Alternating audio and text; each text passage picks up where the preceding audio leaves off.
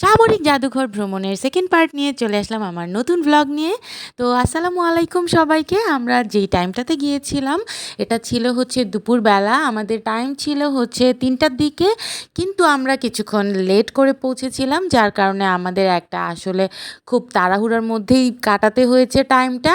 কিন্তু আমি বলবো আপনারা যারা এই দুপুর টাইমটাতে যেতে চান তারা অবশ্যই লাঞ্চ করে যাবেন। এখানে কিন্তু বাইরের কোনো খাবার দাবার বা পানির বোতলও অ্যালাউড না, এবং এটার ভেতরে আপনারা আপনাদের মন পছন্দ মতো তেমন খাবারও পাওয়া যায় না। আমার জানা মতে আমি যখন গিয়েছিলাম তখন আমরা পাই নাই, আর এই কারণে আনাসের হচ্ছে মুডটা অনেক খারাপ ছিল, কারণ ও লাঞ্চ করে যায় নাই, ওর ক্ষুধা পেয়ে গিয়েছিল, যার কারণে সে টায়ার্ড হয়ে গিয়েছিল। এই জন্য আমরা হচ্ছে একটু আর্লি বের হয়ে গিয়েছিলাম। এখানে আমরা মা ছেলে মেয়ে একটা পুরনো ছবি রিক্রিয়েট করতেছিলাম। ছবিটা আমি অ্যাড করে দিচ্ছি। এই ছবিটা কিন্তু বেশ 2-1 বছর আগের ছবি।